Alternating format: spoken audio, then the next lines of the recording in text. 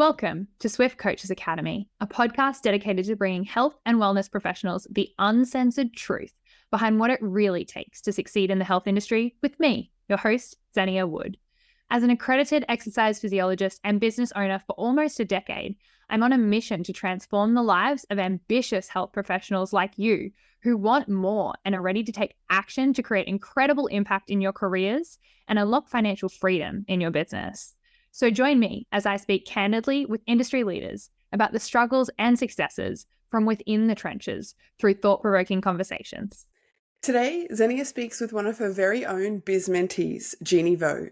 In less than 2 years, Jeannie quit her 6-figure income 9-to-5 job, became a PT, and opened her very own gym, making more for herself and her partner than she ever would have working for someone else. Today's discussion has so many insights into the most impactful parts of the biz mentorship, as well as several of the strategies behind Jeannie's success. If you're looking to level up your health biz this year, you'll definitely want to listen closely to this episode. Jeannie, how are you, lovely? I'm good. How are you? I am doing really well. I'm so glad that we could find the time in your chaos at the moment to jump on and have a chat, because going from a corporate job 2 years ago to running and owning your own gym through our business mentorship program is a bloody 180 on your life and your lifestyle. So I'm glad that you just mentioned before we were on that you now have Saturdays off and you can, have a little bit of time back. So why don't we just rewind back to the start before we jump ahead to all the exciting things that you're doing now. I'd love to know where your head was at before joining the mentorship and what made you decide to embark on this journey. I think at that point I had actually reached out to you well before I even joined the mentorship, Zen. And I think we chatted because I was like, I'm sort of just starting out and I was still working. I was still doing my full-time job, and then I just had sort of ventured working, doing some mobile PT and things like that, but I hadn't quite gone out on my own yet. So I think at that point I was kind of already thinking that I probably should do something of my own.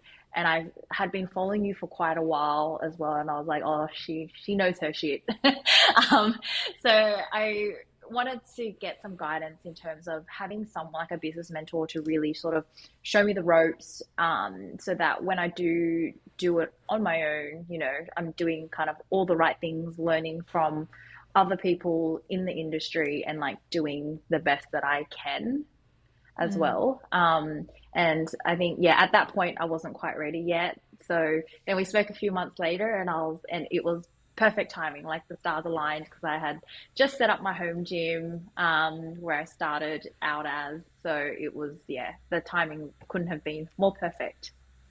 And so, because you were a contractor before that, doing mobile outside of a corporate 9-to-5, totally unrelated industry, right? Yeah.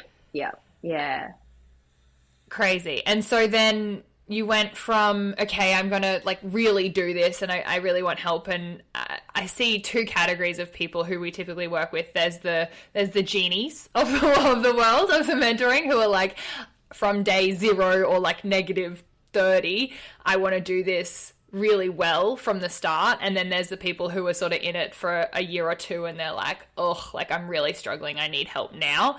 And I think regardless of the way that we get the people who come into the mentorship program, what I really love is that particularly you had really, really good clarity from the start. I think something worth mentioning was that you were really clear on your avatar and your offer from the start, who you wanted to work with, who you didn't want to work with. Where did that come from for you? Was that something you always sort of knew, or did you develop that over time? I think it came from sort of my own training over time and where my passion lied in terms of what I like to do. So more the strength training, really focusing on, moving things well and being, really pushing myself. And I sort of have been reflecting on it a little bit in the last sort of like couple of months. Is I think the avatar client that I like to train is sort of me. And I think we briefly spoke about this as well, that it's like my avatar is essentially me, and the kind of people and the type of training that I like to do, because it makes me feel like, I have a lot more value to add because I'm really passionate about it. And I'm learning through my own like training and things like that. And I'm just applying that to my own kind of teaching with clients as well. I think you actually find, like, you hit the nail on the head there in terms of it being you probably like maybe 3 or 4 years ago, in terms of like your journey. And that's typically who we end up helping, right? Is those people who we wish had helped us when we were 3-4 years prior, who maybe we didn't get the right support or mentoring or coaching from.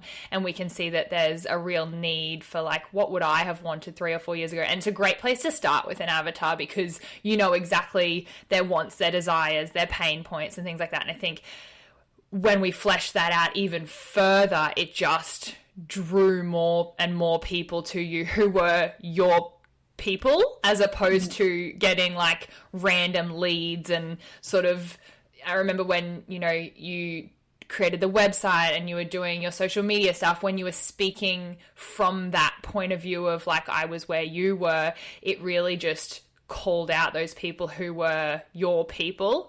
And I saw that, all of your clients were in that pretty much same bucket, especially when they were coming from those channels. So that was really cool. So we started a business and was like, I have little idea. I'm not going to say no idea. You definitely had some idea, but you were a little bit like, how the hell do I do this business thing? What were the big key things that you were looking for before you decided to jump into the Swift mentoring program?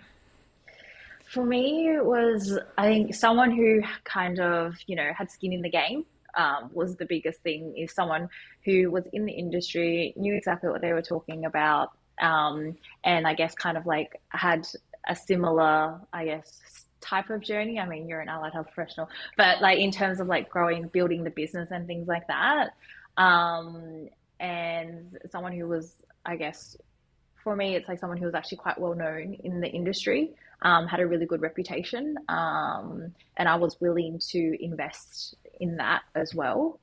And then I'm just trying to think. The other probably criteria is someone who is sort of like no BS, like will just tell me like it is and give me like the systems and the processes that I need to implement. And yeah, like literally, like you always tell me like it is, like Jeannie, like blah, blah, blah. But you never sugarcoated anything. It was very like straight to the point, like get it done, just get shit done. Like, and that's how you're going to kind of grow the business. And you were right. Like I just got it done. It didn't have to be perfect and it just worked. I love that. That's, I literally have sort of started coining the term like the no BS health business mentor. So I love that you said that, because I guess that's affirmation for me that like, I am actually projecting or I am not behaving, but like I am really embodying, that's the right word. And you're seeing that. So that's really great. And I love the no sugarcoating as well. Like it's definitely no fluff. It's definitely, like obviously there's chats about mindset and what's getting in your way if it's necessary. And I think the big key thing that seems to be missing in a lot of these quote unquote business coaches at the moment is like genuine strategy and like actually like once you've got out of your own way and the people who are or working through getting out of your own way, but also like I need actionable things as to what to actually do. And I think that sometimes there's this huge presence online of all the mindset and the confidence building, and that's absolutely a huge part of what I think all of it is. Even at that level where you feel like you're out of your own way, you're like, oh, I'm actually still, nervous about charging higher prices, nervous about, opening a gym, whatever it is. There's still the headspace stuff that has to get out of the way. And I think that I'm glad you mentioned that I really make sure that we focus on is actionable items. Like, what are you doing? What is the check mark? What are we stepping forward with, as opposed to like, oh, do you feel good this week? Because there's a very big difference I've found between, like, if I ask someone how they feel that week, and then I ask someone, like, give me your statistics on, or your numbers on your business, like how many clients, what's your financials, like give me the actual data. Often they're not even the same. Or like one client, two clients cancelled, and they're like, everything's fucked. And then you look and you're like, yeah, but you have 35 clients. Like, you'll be okay. Like, it's a blip on the radar. So, I think that's a really cool thing that you highlighted in terms of the no BS, the strategies, and putting those things in place. On that, what do you feel like, because we worked together for the past like 2 years effectively, and what do you feel like were some of the like key milestones or like strategies maybe that you got from working with me in the mentorship program that really helped to accelerate your growth? Because going from I don't have a PT business to I'm opening my own gym facility and my partner's working with me and we've just hired someone is like not normal. If you're not, like that's not what you see when people are generally starting out their business. So it might be helpful to maybe dive into some of those key things for you that you think accelerated your progress. Yeah, I think I remember it was probably one of the first calls that we had where you literally were like, you need to sort out your finances and you need to track all your numbers and you need to set up 7 different bank accounts and distribute the funds so that you can operate your business. I think that was probably one of the biggest things that I hadn't done. And I think that's really set me up for success as well, is that I never feel like I don't have enough funds for X, Y, Z, because I've got everything allocated. I know exactly how much I'm spending each week, what my expenses are. I know exactly how much income or revenue that I'm getting. So I can really just plan as well. The other one was the transition for me from doing one-on-one to more semi-private training. I think that was the biggest shift and the biggest change for me in terms of really like accelerating the growth in my business, because I had reached a point with the one-on-ones, and I mean, it was a great problem to have, where it was like, I only have X amount of hours in a day and I can't take on any more clients. And at that point I was still working my full-time 9-to-5 job as well. So I couldn't take on any more clients. So I really felt like I was capped and like the business wasn't growing and things like that. So that transition over to the semi-private model really accelerated the growth for me. And then I think the other thing was really focusing on lead gen, like what are the strategies that we're going to use to really generate leads. You got us to do, write down like 30 ways for us to generate leads. And it was just going through that list and just ticking it off. I mean, even now, like I'll still go through that list with the gym to sort of look at ways that I can really grow the business and generate more leads as well. Especially if you're, a home gym or online coach, or, because when you're working in a gym that is like a big chain or whatever, you often do get leads. And I know that there's often, oh yeah, but they're shit leads. And it's like, okay, but you wouldn't have had those had you not been paying the gym for rent. So I think sometimes the coaches who do have that rent-based model and a facility where leads are literally handed to them maybe don't recognize how impactful that is, or how much opportunity you have to actually draw those people in. And if you have an irresistible offer, you have something where, you gel really well. Firstly, you build know, like, and trust, and then you transition that to being like a really irresistible offer so that they are really excited about working with you. I think that there's probably some stuff that's missing for some of those PTs particularly, or anyone working in those gym facilities, to capitalize on the leads that they are getting, and instead of sort of like brushing them off. Yeah, because working in a home gym, whereas like I don't get to see anyone or any members of anything, so it was really tough to generate the leads and build up that client base to start with, because there was no awareness. People didn't know who I was. People didn't know what I did. Yeah. And then yeah, over time, you know, it was a lot of lead generation, outbound, like sales or marketing that I did. And then over time, as I developed my client base and, you know, my reputation and things like that, that's when more inbound sales came, which was a lot nicer because I didn't have to work so hard for it. 'Cause it was a Always, lot of word of always. mouth. Yeah. And I remember, maybe there's other things you can add to this, but I remember you went like, I'm pretty sure we went to like local cafes, we went to like beauty salons, you networked and created partnerships with them, you were like walking the streets doing flyers, like you fucking hustled. Were there any strategies in terms of lead generation that you found to be like really helpful, or even just like in terms of the ideas created from that 30 lead gen activity that we have? Yeah, I think it really made you think outside of the box as well in terms of what you could do. I think the most beneficial one I found is really just creating those partnerships with the local businesses. So having that referral network, like I've still got those now, and you know, those businesses, they come and like the owners, they come and train here. So it's really beneficial and valuable. Like it's not even the fact that, you know, I have to get a lead from this person.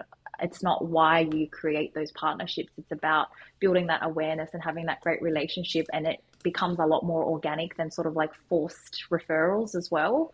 I found that probably to be one of the most valuable lead gen strategies. And like even with those mail drops, it's just a numbers game. like Yeah. like I you can think spend that's the hours thing. doing it, but yeah, the more you do it, like it's just a numbers game.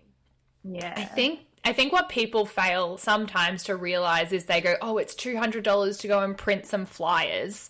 And I'm like, yeah, but in 2 sessions, you've made that back. You need one person to attend 2 appointments, and you've maybe 3, depending on what you're charging, right? But like it's for your time and effort for that, yes. But then, you know, if you look at, and I think when we went into numbers and finances, absolutely setting up all those different bank accounts, but then also when we started looking at like clients' lifetime value, I think that was something that was helpful for you, because when we look at lead generating strategies, yes, we may have to spend a certain amount in some of those things, whether it's flyers, whether it's whatever it is, the partnership opportunity, however you create those. But looking at, okay, well, I'm pretty sure you were like, oh, well, no one's really left except for if they like move states. So I think my lifetime value is as long as I've been working, which shows that you're bloody great at what you do. But I think we ended up going with like it's a 6-month thing. And if they're paying, let's say, an average of $100 a week, that's like $2,600 for just one person. And so if you could invest that much money and you look at the lifetime value, it's not how much do I get back in the first appointment, but how much do I get over the lifetime value of that client. And that should be, you know, a couple $100 less than that, minus your expenses if you are paying a coach to do those sessions. That should be how much you're willing to spend to get a new client on board. You might want to look at, you know, your profit numbers or how much rent you're paying, but you know, you were working at home, like you didn't have rent as part of your expenses. So we were able to really have a look at that number and calculate that number and then go, hang on a second, like I'm very happy to spend $500 to get a client, because I know that if it's $2,600 for 6 months, which is my average, then I'm still up $2,100. So I remember that being something that we went through that was probably a little bit of an eye-opener. Yeah, I think you made me really flip my mindset from getting comfortable and like understanding that I got to spend money to make money, essentially. And absolutely. And I think, you know, there's obviously strategies that don't require that. However, when you get to a point where you're saying, well, I don't have enough time, then the other lever that we can pull is money. And so it's I guess it's probably figuring out which of those levers do you want to pull. But if it's not time, then it's going to be money. And if it's not money, then it's going to be time. But realizing the ROI on spending that money, the idea that we invest that because it makes us more money, and money in the bank is not helping us with inflation and whatever else, right? But we won't go into the money mindset today. But in terms of spending money to make more money on things like marketing, on things like building out your team, on things like scalable assets, or, you know, programs or protocols, or things where you can automate in your business. I think lots of those little things you probably did along the way as well, which were probably pretty impactful. Were there any other, like, either specific strategies or things we went through that you were like, that really helped me, or I still use that today? Hey coach, quick interruption to this episode. If you're enjoying it, then you are going to absolutely love our live and free business masterclass. We are taking people in their business to $100,000 and beyond in the second half of 2023 with our Create Your Irresistible Offer masterclass. Now, this is going to be without any sleazy tactics on sales or anything like that, and literally just providing tons of value for you. So if you're interested in that, just jump into the show notes and you can find all the details to register there. I'll see you then, and back to the episode. Just trying to think. I feel like the mentorship was a whirlwind. I can't believe it was 2 years. I feel like a lot of the strategies that I use now are just second nature to me. Like, it's just something that I just do as a habit. So just trying to think other strategies that I used. Even just, you know, content planning is just being on top of your content. You know, you don't have to do it every day, but it's just, you know, blocking out some time in your calendar to do it. Like, spend a few hours doing it, and then you've got content planned for like the next 2 weeks or like the next fortnight. A lot of automation, I would say, as well. Like, really, like, how are we going to generate more leads? Like, you know, putting some like ebooks or something on the website just to capture more leads, and then setting up automations and things like that. Even just, you know, payments, even, and just really, I think. Sorry, you go. Yeah, I was just going to say, like, getting leads and really nurturing them as well. And tracking it too, right? Because we had a lead tracker too, because I think a lot of the times, you know, people will say, I want more leads. And I'm like, well, how many are you getting at the moment? They're like, oh, like maybe 1 or 2 a week or whatever it is. And it's like, okay, well, where are you tracking that? And it's like, oh, I'm not. And I'm like, well, did you read, like, and so sometimes we realize there's so many holes in the system or lack of system. And so to be able to track all of those trends and, you know, numbers has been a huge thing. I've noticed that those who do really, really well in our programs are always very on top of their numbers or learn about it, right? Like, I was shit at it before I started. And like you said, you were like, I didn't realize I probably needed more bank accounts than one business bank account. I thought one business bank account separate to my personal was fine. Yeah.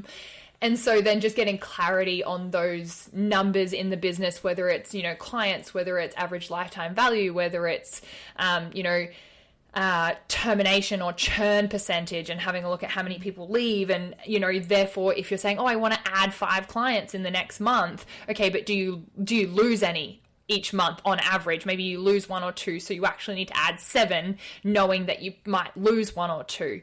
And I think that can create a lot more clarity than I want to add 5. It's like, well, how many do you have right now? Let's look at your net increase, as opposed to just like a certain number, but don't worry about the current people.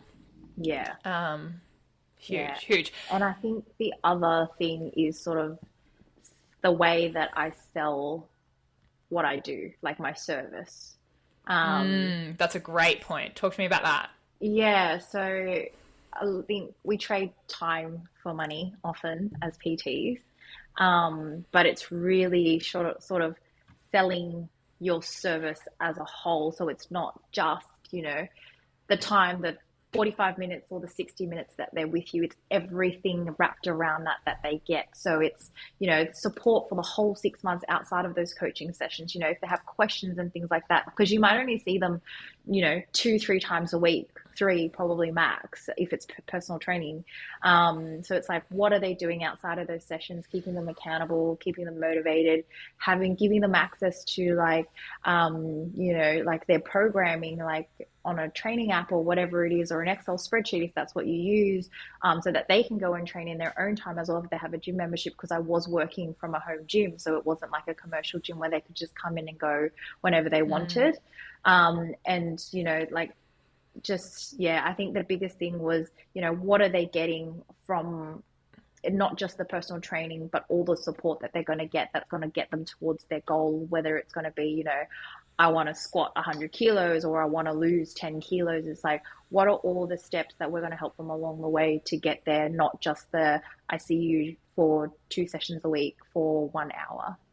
And absolutely. And that comes into that irresistible offer creation, right? Because if every other, let's call it personal trainer for this example, is charging X dollars for X minutes or time face-to-face, obviously we know that you also do programming, you also probably check in with their allied health team, you also probably do research on that, you also, there's so many different things that we're doing outside of that face-to-face time. But when I say I'm $80 an hour or $100 an hour, then people associate with that, as opposed to creating more of a package or an offer, we can call it, where it's like, okay, yes, you get me twice a week for 45 minutes, but on top of that, there's a training app for your daily mobility and prehab. There's also a recovery protocol in there. There's also the ability for me to come and attend your physiotherapy sessions when you need it. There's also a water bottle, bag, hat package that's thrown in. There's also, and you can goes on and on and on, right? Like you can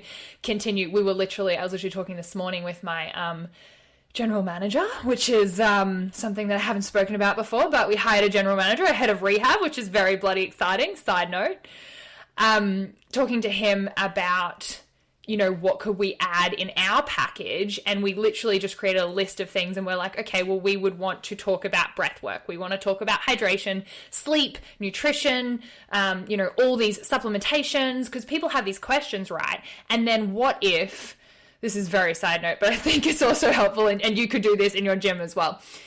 What if we could then go, okay, well, who's the sleep expert that we know? Is there like a sleep specialist, or could we network with Snooze or Sleepies or one of those companies and go, hey, we're going to refer people to you. Can you create some content and some downloadable PDFs for us? And we will give access to everyone who's a member of ours. And when they come to you, they get a discount. We get potentially like an incentive or a referral kickback or something like that.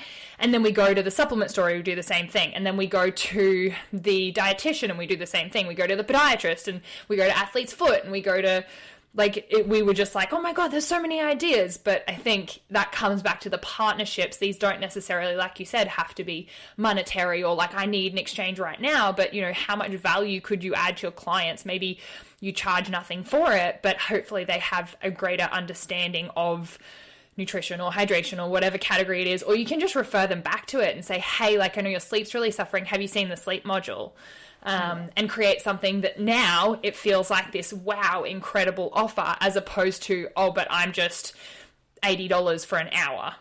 And it makes a huge difference. Yeah. And I find they often stay with you for a lot longer as well. It's like, okay, I've reached the end of my 12 weeks or whatever, but they just keep going. But I feel like if I was just selling, session by session or trading, time for money and things like that, they probably wouldn't stay with me beyond the minimum term.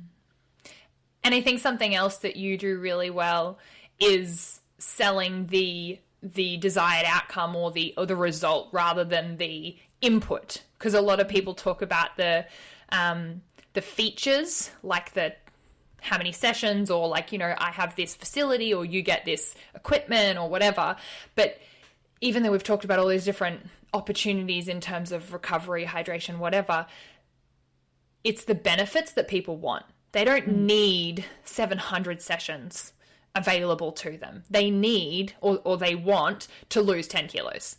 And however that happens doesn't really matter, because we can do it in 10 different ways at least.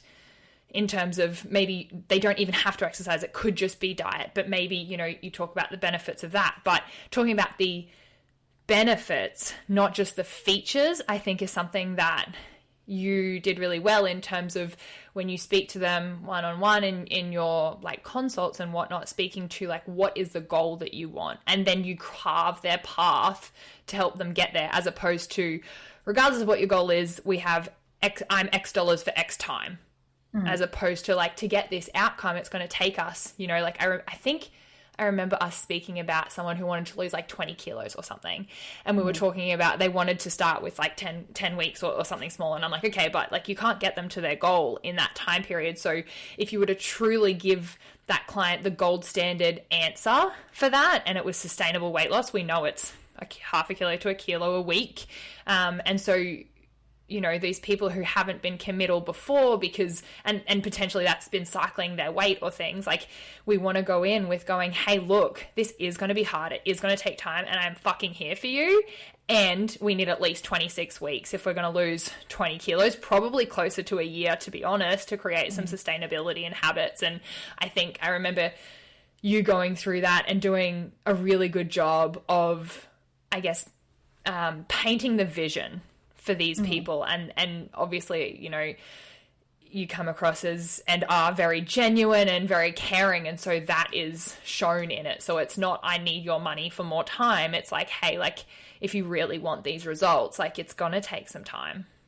Yeah, and I think the thing is, like, a lot of people, there's so much BS out there in the industry, and it's just, yeah, being upfront with them, I find works quite well. It's like, hey, I want to lose 20 kilos in like 2 months, and you just tell them like, well, I'm not going to be able to help you do that because of XYZ, and this is how this will work better for you because it's more sustainable, you're going to develop habits, you're going to be able to keep the weight off and things like that. And I think they appreciate the honesty.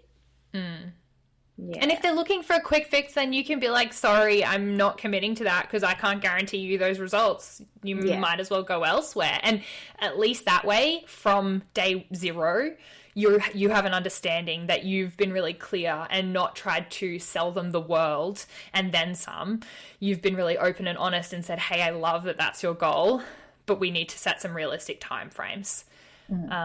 And so people are either going to be like a fuck yes or a fuck no, and they're going to be on board or they're going to be off board, and then you get all the ones who are on board, and it's a dream client, really. Yeah, and it goes back to that avatar client, because I end up working with people that I want to work with, not people who are here for like a quick fix or they're just not ideal. Absolutely. So why don't we talk about, you mentioned before you sort of got to full capacity and then we scaled to 3-on-1s. Yeah. How did that transition go? Because I think sometimes people would be nervous and be like, oh, but my clients want to see me one-on-one. They definitely don't want to see me in the group. They really love the individualization. How did you maybe navigate that conversation with people?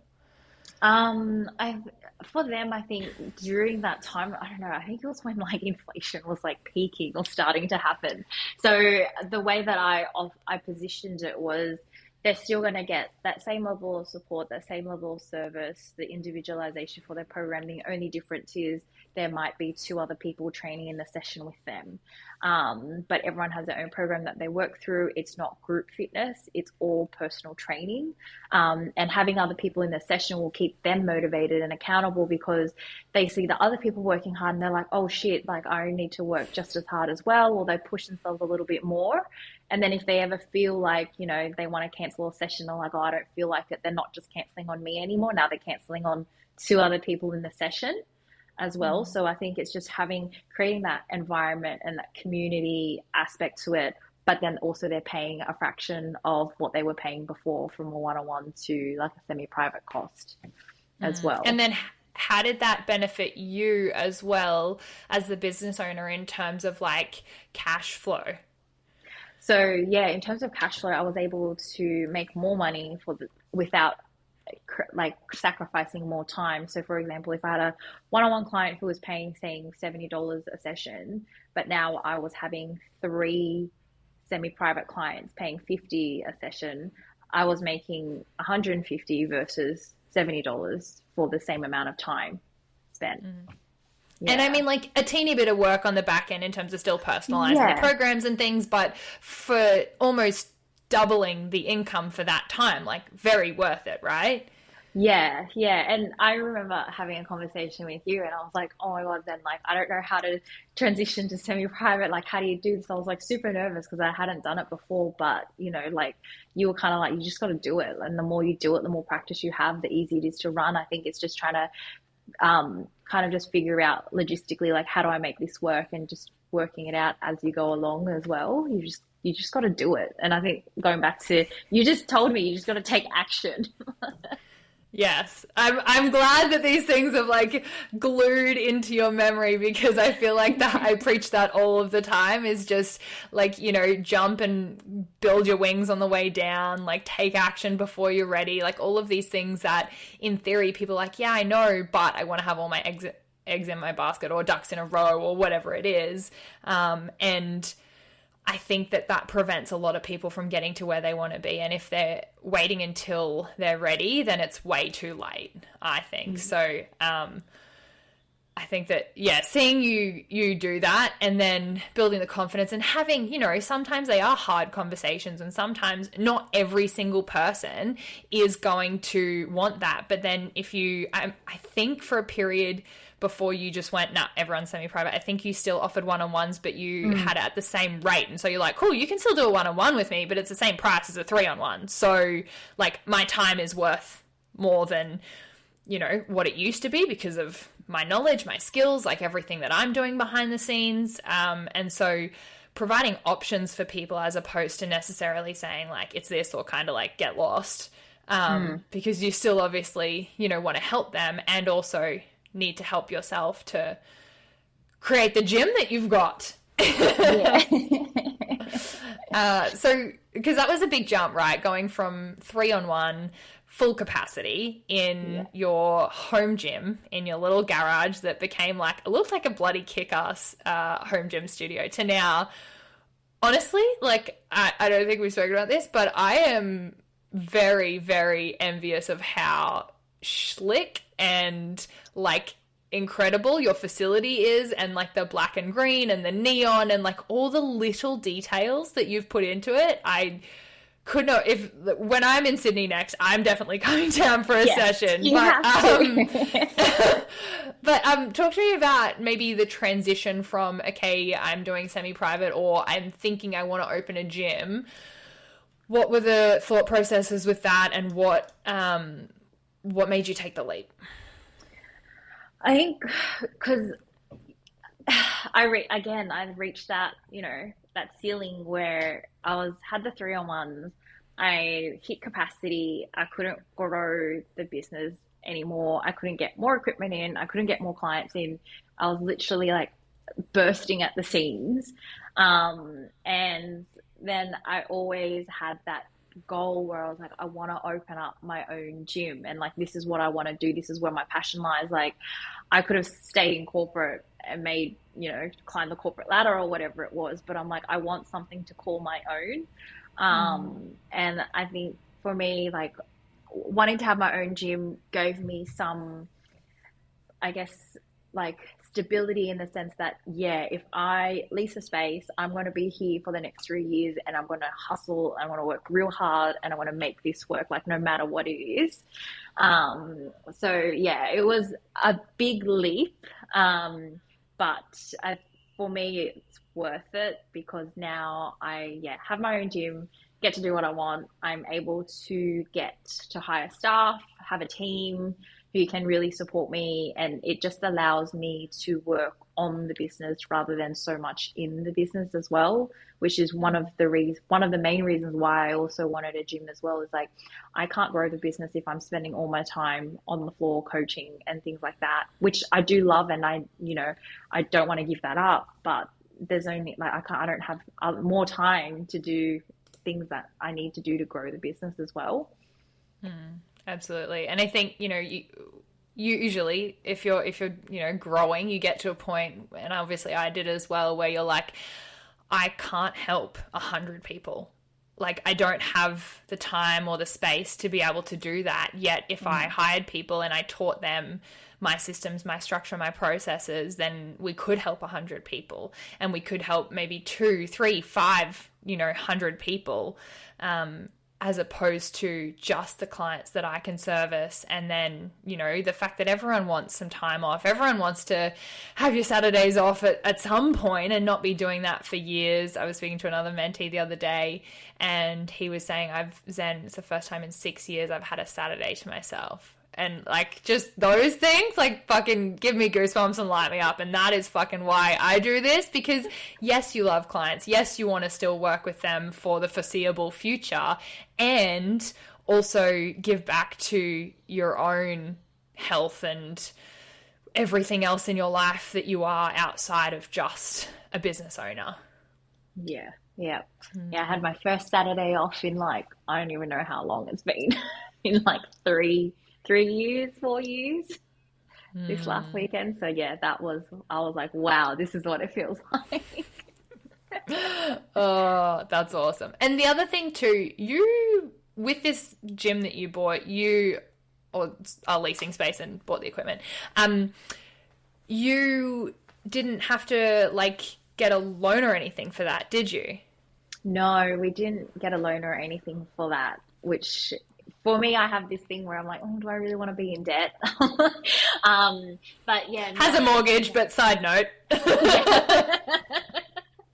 Already feel like gave my life away with the mortgage. But yeah, no, we didn't sort of borrow any money. We had money in the business account that we could use, and we pulled some from our savings as well. But most of it had come from kind of money that we had set aside to set up the gym, which was a big relief for us as well. Absolutely. And I think that probably ties back into the having those little buckets for the different financial business accounts, right? Because I know we've spoken about this before, but you know, you have some for marketing, you have some for profit, and profit is kind of fun business money to do what you want with, to grow it. And, you know, it's kind of like you generally most people spend the money that is there to be spent, but if you have it in a separate account that you know, like, this is for building my gym or whatever, you can forecast that. And I am so proud to see that you were able to create what is honestly a bloody kick-ass looking facility without having to get debt, because, you know, equipment's expensive. And there's, you know, even just the flooring costs per meter is exorbitant, I believe. I don't know how they can charge that for a piece of, like, hard rubber. Yeah.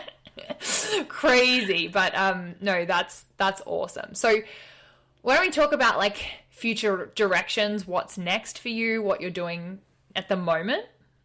So at the moment, I mean, we still obviously want to build up the new gym, and just start building more awareness and things like that.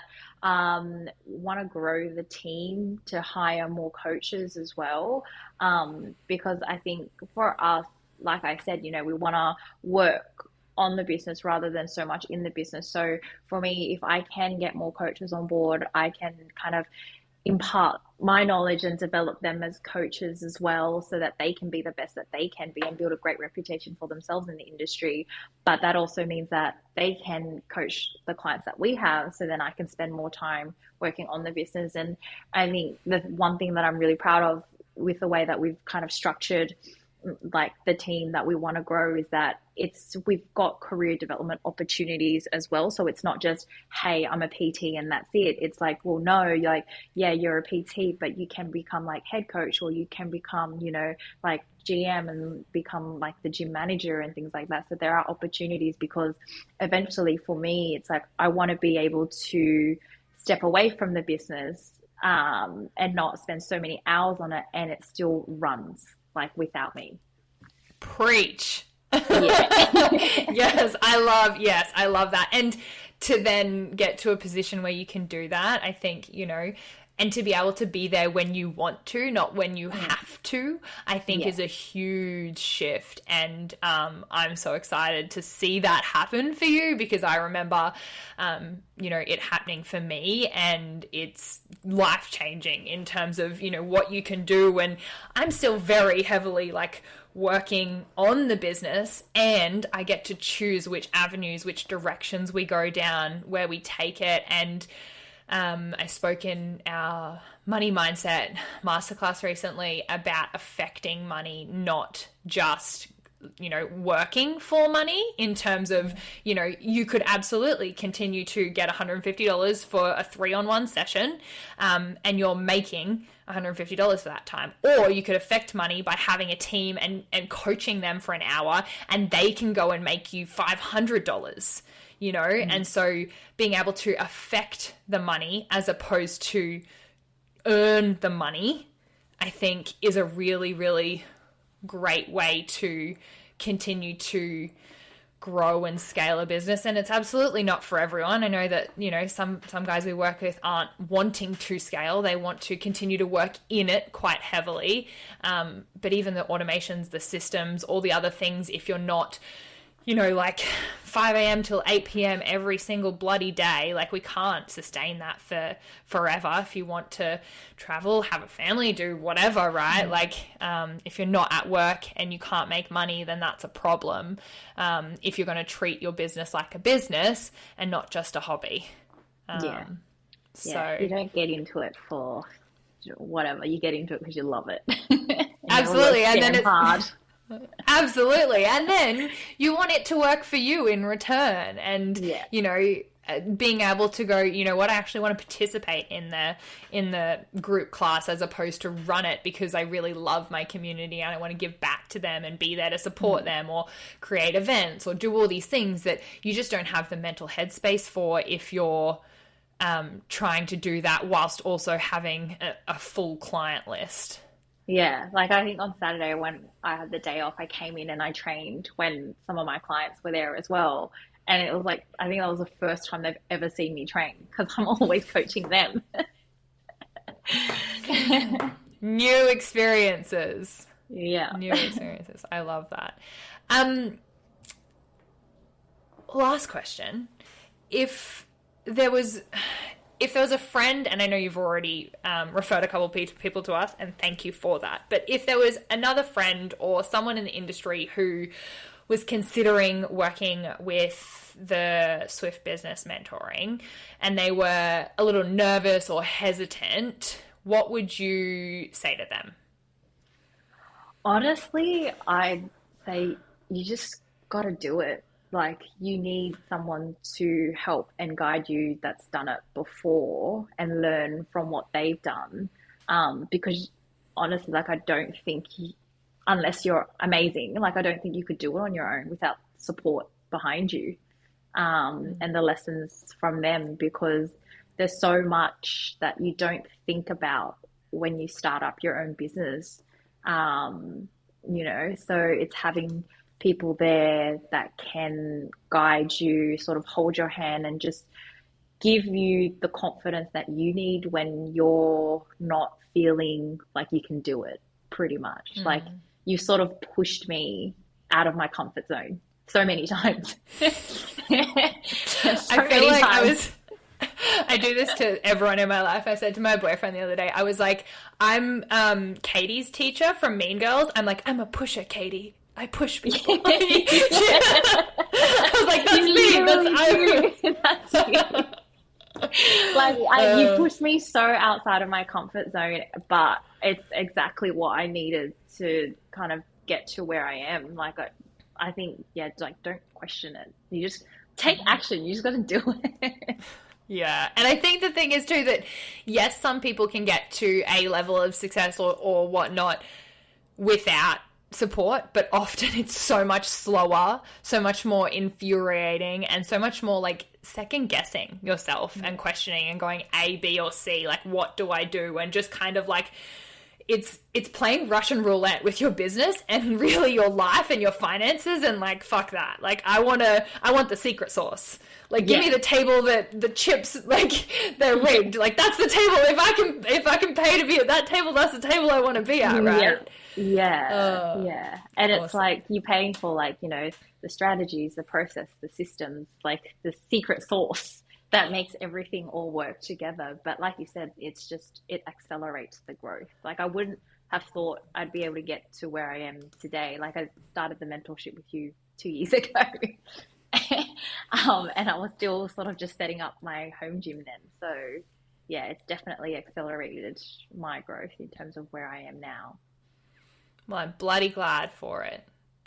So Habitat Gym, which is the new fresh neon green black vibes, where can we find you? And if there are coaches, I know that you do like education and sort of like there's potential internships and things on offer for incredible candidates. If there are any people in Sydney, where are they looking for the green and black?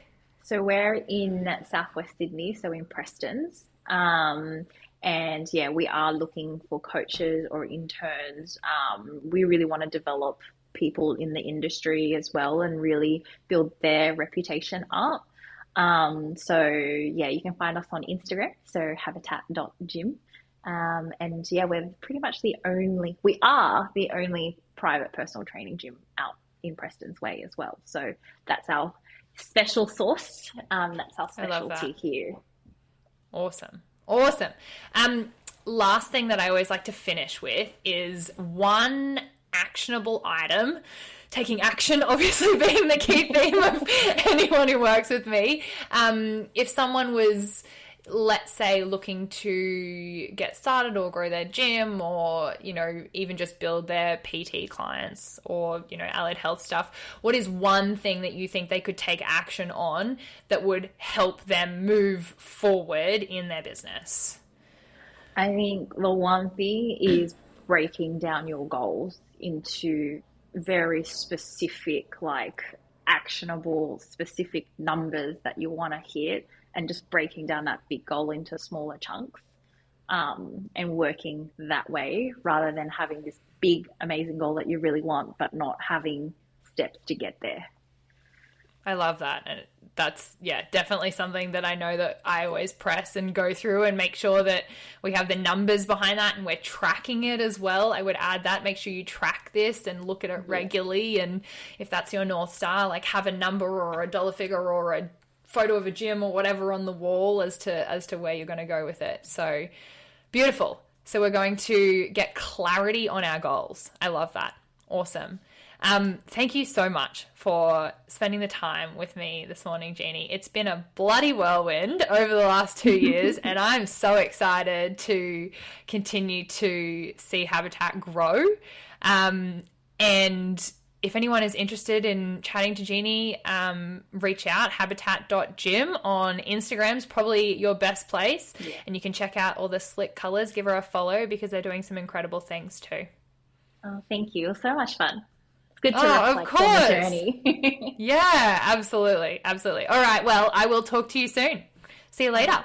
See ya. Coach, don't forget our Irresistible Offer Masterclass is coming up really soon. It's the 20th of September, and if you haven't yet registered for that, do that now before you forget. The link is in the show notes, and I cannot wait to see you live there. Did you find something valuable in this episode? If so, I'd like to ask a tiny favor. If you have 30 seconds now, I'd love you to follow or share the podcast. That way, we can continue to bring you more real, raw, and uncensored stories from industry leaders. We also love hearing from you and what you loved about every episode. The best way to reach out is to DM me personally on Instagram @SwiftCoachesAcademy. Until next time, and in whatever you do, move swiftly.